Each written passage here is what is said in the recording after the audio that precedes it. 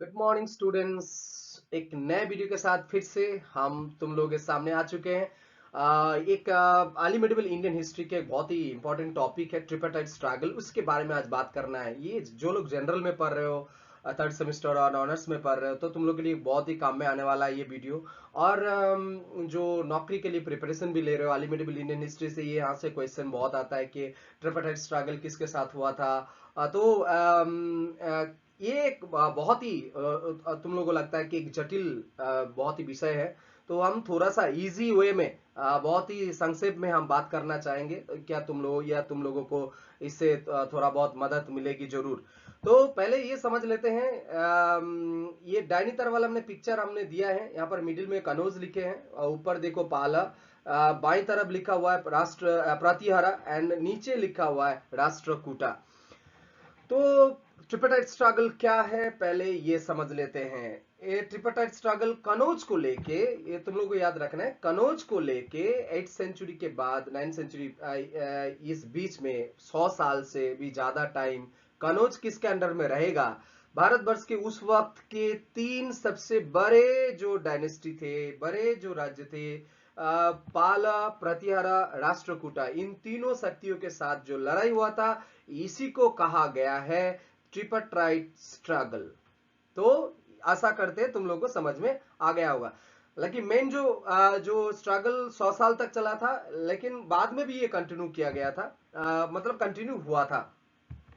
अब ये पहले समझ लेते हैं। आप आते हैं कनौज। कनौज वर्तमान जो यूपी है वहां का एक डिस्ट्रिक्ट है कनौज। उस जमाने में कनौज बहुत ही इंपॉर्टेंट हुआ करता था। तुम लोग मैप जरूर देख पा रहे हो। ये लेफ्ट साइड में मैंने आज का मैप दिए, राइट साइड में मैंने कहां पर लोकेशन है ये मैंने बताने की कोशिश किए हैं। अब कनौज को लेके मैंने अभी जो पहले डेफिनेशन दिया ये तुम लोग देख पा रहे हो, या दाहिनी तरफ पालस है, या ऊपर गुर्जर प्रतिहारस करके लिखा हुआ है, और जो साउथ से जो जोन दिखाई दे रहा है ये है राष्ट्रकूटस। तो यहाँ पर डेट देखो 750 टू 900, जो इस दौरान ये तीनों शक्तियों ने कनौज को लेकर जो स्ट्रगल, मतलब यो युद्ध किए थे, किसके अंडर में रहेगा कनौज, बस उसी को लेकर ये टॉपिक है। ये मैंने एक फॉर्मूला बनाया है, तुम लोगों को समझने में आसानी रहेगा कि जैसा हम लोग सिनेमा में, ये तो किसी बुक में नहीं है, ये मेरा अपना फॉर्मूला है। तुम लोगों को जस्ट मजाक मतलब दिमाग में जैसे याद रखने के लिए मैंने ये बनाया है। ये है कि जैसे मान लो सिनेमा में होता है ना, एक हीरो होता है और दो तीन हीरोइन होते हैं, और तो या एक हीरोइन होता है तो दो तीन हीरो रहते हैं। तो मान लो कनौज एक हीरोइन था और तीनों हीरो थे, पालस, प्रतिहारस एंड राष्ट्रकूटस। तो किसका किसका होगा कनौज। तो बस इसी टाइप को समझ लो और याद रहेगा तुम लोगों को मैंने ये जो बात बताई। तो पहले देख लेते हैं कि कनौज है क्या। कनौज के जो थोड़ा बहुत हिस्ट्री हम लोग को पता होना चाहिए। मैंने अभी बताया कनौज यूपी का आज का एक डिस्ट्रिक्ट है। उस जमाने में कनौज अशोकवर्मन के बाद, अशोकवर्मन कौन है, अशोकवर्मन जो है वो कनौज के सबसे बड़े महान सम्राट में से माना जाता है पहले वाले फेज में। उनके जो बाद का जो राजा आए थे कनौज में वो थे अयुध डायनेस्टी। ये अयुध डायनेस्टी के तीन राजा के बारे में हम लोग को पता चलता है। यासोवर्मन के बाद वज्रायुध जो 1770 में सिंहासन में बैठे थे, उसके बाद इंद्रायुध बैठे थे, उसके बाद चक्रायुध बैठे थे। तो इन तीनों का नाम हम लोगों को पता चलेगा, और तीनों के बारे में ही हम लोगों को हिस्ट्री में उतना ज्यादा डिटेल्स रेफरेंस हम लोगों को मिलता नहीं है, लेकिन तीनों राजा के बारे में नाम पता चलता है। आप आते हैं कि ये कनौज, ये इस तीनों राजा के टाइम में दो इंसिडेंट घटा था कनौज को लेके। एक है कि 1779 टू 1880 में कश्मीर के जो राजा थे जयपीर विनायदित्य, इन्होंने कनौज आक्रमण किया था, और वज्रायुध और इंद्रायुध को उन्होंने परास्त किया था। एक घटना है।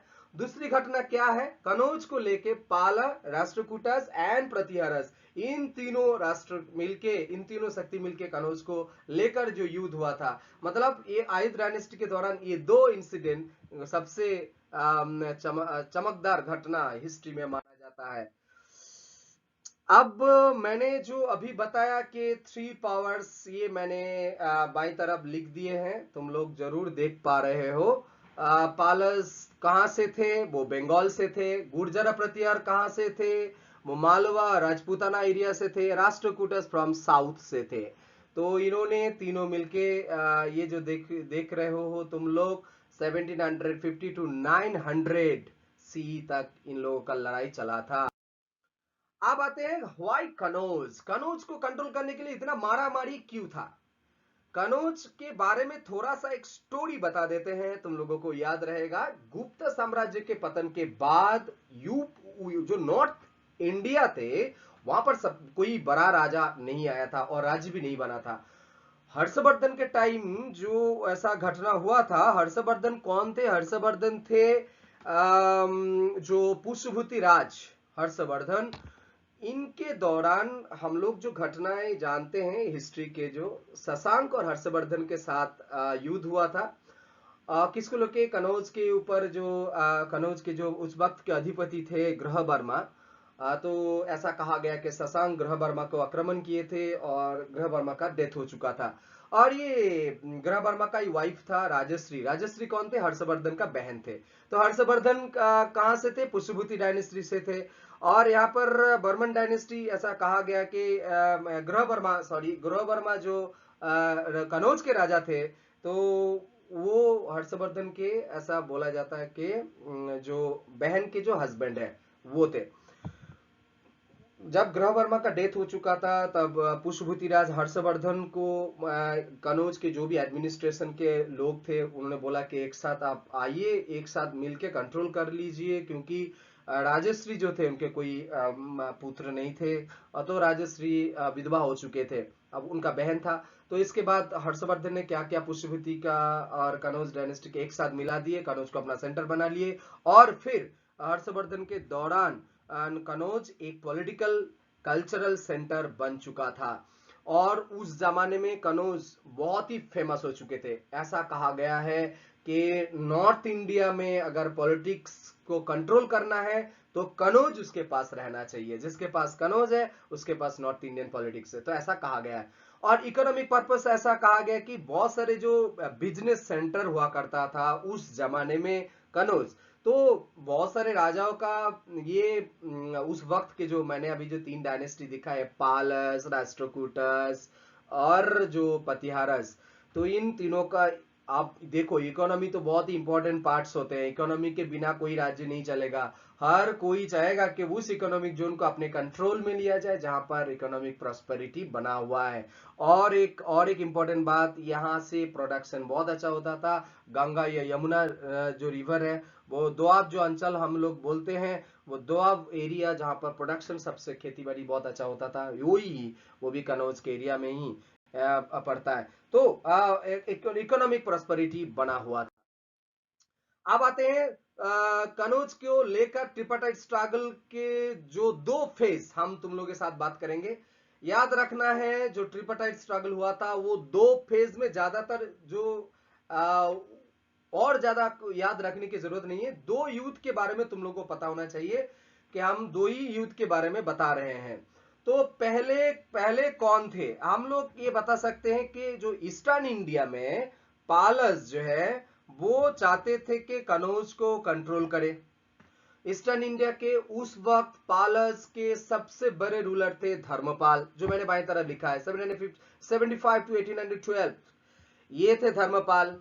और जो वेस्टर्न इंडिया मतलब जो राजपूतना के बारे में अभी मैंने बताया, वहां से जो प्रतिहार राजा थे वो थे वत्सराज। तो पालस जो धर्मपाल थे ईस्टर्न इंडिया से वेस्टर्न इंडिया की तरफ जाना चाह रहे थे, और जो वत्सराज थे वो नॉर्थ और ईस्टर्न इंडिया की तरफ आना चाहते थे। मतलब इन दोनों उस जोन में जो दोआब एरिया हम बता रहे हैं वहां पर कंट्रोल करना चाहते थे। तो ऐसा देखा गया है, कंट्रोल करने के चक्कर में यहाँ इन दोनों के साथ युद्ध हुआ। तो पहले शुरुआत किसके साथ किसका युद्ध हुआ ये याद रखना है। धर्मपाल के साथ वत्सराज जो प्रतिहार राजा थे उनका युद्ध हुआ था। और इस युद्ध में किसको कंट्रोल करने के चक्कर में, गंगा, ये कनौज को किसके अंडर रहेगा? कनौज पहले युद्ध हुआ इन दोनों के बीच। तो इस युद्ध में कौन जीता? वत्सराज ने इस युद्ध में जीता था। और कहां पर हुआ था? ऐसा कहा गया कि दोआब एरिया जहां है वहां पर यह युद्ध हुआ था। तो धर्मपाल पराजित हो गए थे। ऐसा अभी नेक्स्ट स्लाइड हम तुम लोगों को दिखाते हैं। ये देखो, पालो किंग धर्मपाल और वत्सराज दोनों युद्ध कर रहे थे। वत्सराज जीत चुके थे। अब उसी दौरान साउथ से एक बड़ा रूलर, उस वक्त के साउथ के सबसे बड़े रूलर कहा गया है ध्रुव, राष्ट्रकूटा किंग, उन्होंने आक्रमण किया 780 टू 793, क्योंकि वो नॉर्थ इंडिया की तरफ आने वाले थे। तो दोआब अंचल में क्योंकि उस वक्त धर्मपाल को पराजित कर चुके थे, तो ध्रुव ने क्या किया? पहले ऐसा कहा गया कि उन्होंने वत्सराज को पराजित किया, फिर धर्मपाल को पराजित किए, और पूरा कंट्रोल कनौज के ऊपर पूरा कंट्रोल ध्रुव ने कर लिए थे। और हम बता देते हैं, पहले हम तुम लोगों को 3 राजा के बारे में बताए थे। वो राजा जो थे मतलब इंद्रायुध, उस वक्त के राजा थे इंद्रायुध कनौज के। तो इंद्रायुध को परास्त करके राष्ट्रकूट राजा जो ध्रुव थे वो तो साउथ से थे, मतलब ये महाराष्ट्र जोन से निचला वाला हिस्से थे।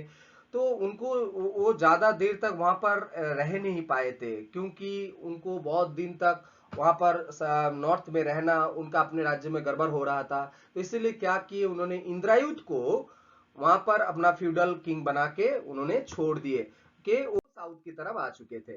ये स्ट्रगल का पिक्चर फिर से दिखा रहा हूं। तो वहां पर इस युद्ध में ध्रुव जीते थे। तो Indrayudha became the feudal king under Dhruva. Dhruva को उन्होंने वहां पर बिठा के आए। अब देखो, अब क्या घटना घटा। पाला इंस्क्रिप्शन से ये हम लोगों को थोड़ा बहुत पता चलता है कि धर्मपाल ने जब ध्रुव को देखा कि वो साउथ की तरफ चला गया है, तो वहां पर ही धर्मपाल ने ये पूरी तरह से मौका को देखा, फिर उन्होंने कनौज आक्रमण किए। तो कनौज आक्रमण करने के बाद इंद्रायुध को उन्होंने वहां से हटा दिए, फिर उसकी जगह चक्रायुध को वहां पर बिठाए कनौज में, पूरा कनौज को कंट्रोल करने के बाद धर्मपाल। अब इंद्र ऐसा हिस्टोरियंस लोग मानते हैं। तुम लोगों के एक बुक के बारे में बता देते हैं जो आरसी मजूमदार से एडिटेड है, वो एज ऑफ इंपेरियल कनौज। ये बहुत ही परंपरा जो हम हिस्ट्री अभी बता रहे हैं उस बुक में बहुत अच्छी तरह से बताया गया है, आरसी मजूमदार का बुक है।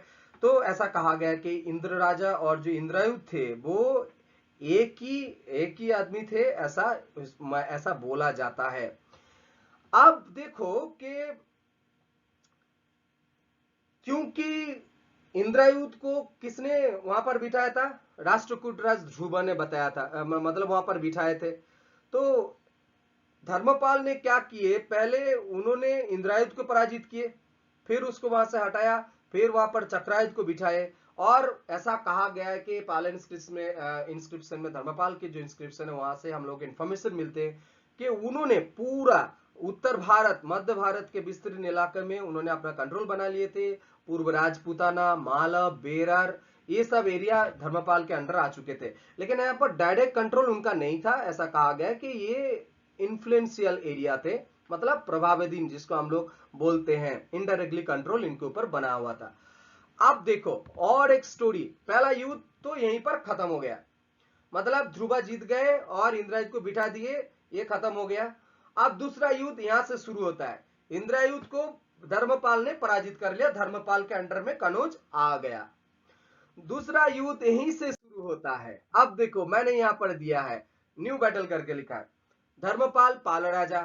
अब ये जो वत्सराज थे, प्रतिहार राजा वत्सराज मर चुके थे, उनका जो पुत्र है वो नागभट्ट सेकंड। आप देखो कि धर्मपाल एक तरह से पूरे नॉर्थ इंडिया में छाए हुए हैं उस वक्त, इनका एक के बाद एक राज्य अपने कंट्रोल में कर रहे हैं। उस गतिरोध को उन्होंने स्टॉप किए। किसने रोध कर दिए? प्रतिहार किंग नागभट्ट सेकंड। राजपूताना से पूर्वी की तरफ उन्होंने क्या किए, अपना सेना लेके अभियान चलाए, मतलब जो वेस्टर्न साइड से पूर्वी की तरफ उन्होंने अभियान चलाया अपना सेना लेके। और यहाँ पर क्या किए, कनौज के जो राजा वो बैठा के गए थे धर्मपाल, तो वो थे चक्रायुध। पहले उन्होंने चक्रायुध को पराजित किए, फिर धर्मपाल को भी परास्त किए।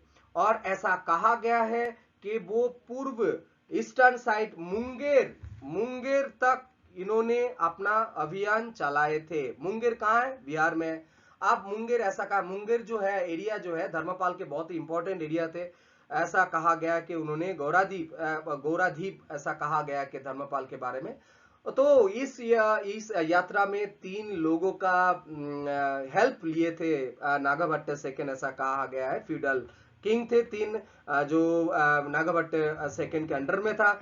वो थे जोधपुर के प्रतिहार जो डायनेस्टी से, प्रतिहार वंश से थे वो कक्क, और साउथ काठियावाड़ एरिया से चालुक्य राजा थे बाहुक धाबल, और जो तीसरे थे गेहलोत शासक गेहलोत शंकरगन, मतलब वहां से गेहलोत से डायनेस्टी से जो लोग, ये तीनों सामंत राजा फ्यूडल लॉर्ड्स जो है फ्यूडल किंग जो नागाभट्ट को समर्थन किए थे। अब क्या हुआ देखो, धर्मपाल को पराजित कर दिए, चक्रायुध को पराजित कर दिए, मतलब कनौज किसके अंडर में आ गया, नागाभट्ट के अंडर में आ गया।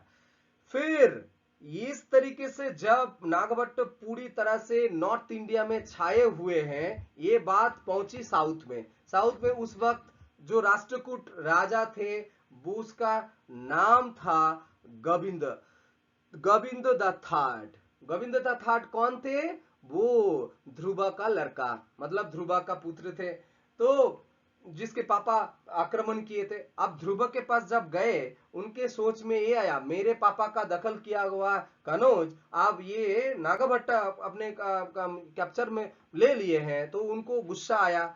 तो वो चाहते थे कि नॉर्थ इंडिया में फिर से कंट्रोल किया जाए, लेकिन उस वक्त उनके राज्य में थोड़ा सा प्रॉब्लम चल रहा था, तो इसीलिए उन्होंने एक फ्यूडल किंग को भेजा जिसका नाम था इंद्र। ऐसा कहा गया है 1794 टू 95 इस दौरान ये सामंत प्रभु इंद्र और एक नागाभट्ट सेकंड के साथ विद्रोह हुआ, मतलब युद्ध हुआ। तो राष्ट्रकूट इंस्क्रिप्शन में बताया जाता है कि इंद्र पराजित हुए या नागाभट्ट पराजित हुए, लेकिन प्रतिहार जो इंस्क्रिप्शन है वहां से पता चलता है कि नागभट्ट इस युद्ध में जीते थे।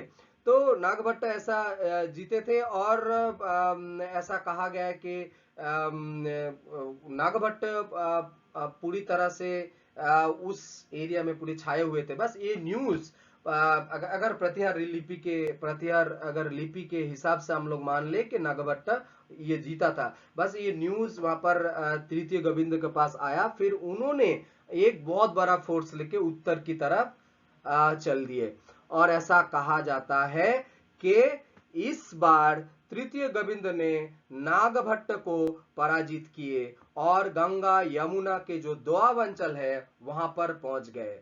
यहां से धर्मपाल और उनका जो फ्यूडल किंग थे चक्रायुध, इस चक्रायुध को राष्ट्रकूट राज ने आक्रमण करने के लिए सोच रहे थे। धर्मपाल और चक्रायुध ने उनके सामने घुटने टेक दिए थे। ऐसा कहा गया है कि बसता जो हम लोग बोलते हैं कि शिकार कर लिए थे।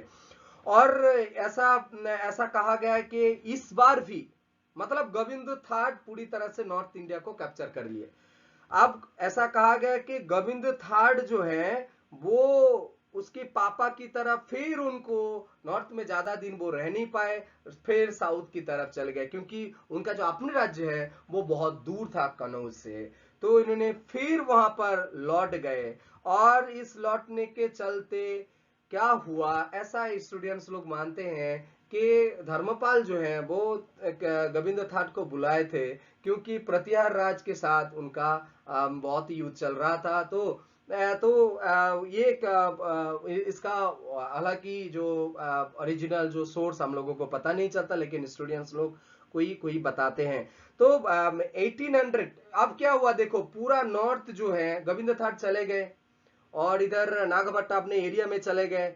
तो आप नॉर्थ का जो पूरा एरिया खाली पड़ गया धर्मपाल के सामने। ऐसा कहा जाता है कि आप धर्मपाल के सामने कोई प्रतिद्वंदी नहीं रहा। लेकिन 1812 में जब धर्मपाल की मौत हुआ, विनर ये गोविंद थर्ड हुआ। राष्ट्रकूट राजा मैंने जो बताया, धर्मपाल जब तक 812 तक जिंदा थे तब पूरा उनका जो कंट्रोल उसके एरिया में था।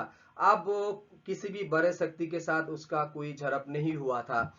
आप थोड़ा बहुत इसके बाद की हिस्ट्री को बता देते हैं कि रामभद्र जो है वो धर्मपाल के बाद ये कनौज के राजा बने थे, धर्मपाल की मृत्यु के बाद। और रामभद्र जो थे वो बहुत ही दुर्बल शासक थे, लेकिन इनके इनके दौरान बहुत सारे कुछ ज्यादा हिस्ट्री हम लोग को नहीं मिलते।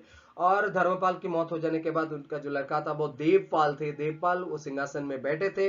ऐसा कहा जाता है कि देवपाल रामभद्र को पराजित करके फिर से उन्होंने कनौज के ऊपर कंट्रोल कर लिए थे, और उधर से प्रतिहार राज जो है प्रतिहार राज जो है वो मतलब रामभद्र के, ऐसा कहा गया कि प्रतिहार राज मिहिर भोज उनका जो रामभद्र का जो ऐसा लड़का माना गया है कि मिहिर भोज पूरी तरह से ये नॉर्थ इंडिया को कंट्रोल कर चुके थे।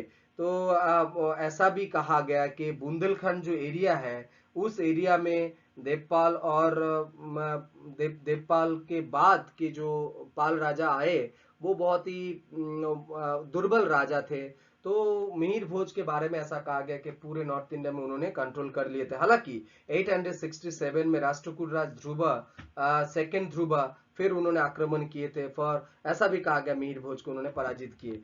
तो लेकिन इसके बाद की हिस्ट्री के जो रेफरेंस हम लोगों को ज्यादा नहीं मिलता, लेकिन ऐसा कहा गया फिर जो 100 इयर्स पूरी तरह से प्रतिहार जो डायनेस्टी थे उनके अंडर में ही ये कनौज था।